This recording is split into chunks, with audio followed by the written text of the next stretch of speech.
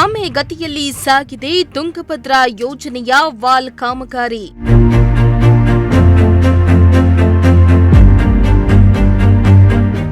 ಸಾವಿಗಾಗಿ ಕಾದು ಕೂತಿದೆ ತುಮಕೂರು ಹಾಗೂ ವೆಂಕಟಾಪುರ ರಸ್ತೆ. ಪಾವಗಡ ಪಟ್ಟಣದ ಕನಕ ಸರ್ಕಲ್, ತುಮಕೂರು ಹಾಗೂ ವೆಂಕಟಾಪುರ ಹೋಗುವಂತಹ ಮುಖ್ಯ ರಸ್ತೆಯಲ್ಲಿ ಕಳೆದ 3 ತಿಂಗಳಿನಿಂದ ತುಂಗಭದ್ರಾ ಯೋಜನೆಯ ಕಾಮಗಾರಿ ನಡೀತಾ ಇದ್ದು ಆಮೆ ಗತಿಯಲ್ಲಿ ಸಾಗ್ತಾ ಇದೆ. ಇತ್ತ ಕಾಮಗಾರಿ ಅರ್ಧಕ್ಕೆ ನಿಲ್ಲಿಸಿರುವುದರಿಂದ ಅಪಘಾತ, ಸಾವು ನೋವು ಸಂಭವಿಸುವ ತಾಣವಾಗಿ ಮಾರ್ಪಾಟಾಗಿದೆ.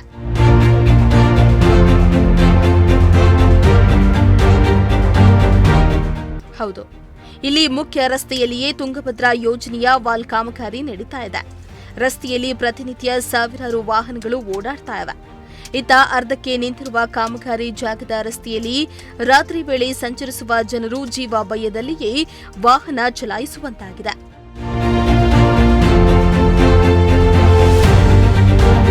ತಕ್ಷಣವೇ ಮುಖ್ಯ ರಸ್ತೆಯಲ್ಲಿ ತಲೆ ಎತ್ತಿರುವ ಈ ಕಾಮಗಾರಿ ಪೂರ್ಣಗೊಳಿಸುವತ್ತ ಅಧಿಕಾರಿಗಳು ಗಮನ ಹರಿಸಬೇಕು. ಇಲ್ಲವಾದಲ್ಲಿ ಸಾವು ನೋವುಗಳು ಸಂಭವಿಸುವ ಸಾಧ್ಯತೆ ಹೆಚ್ಚಾಗಿದೆ.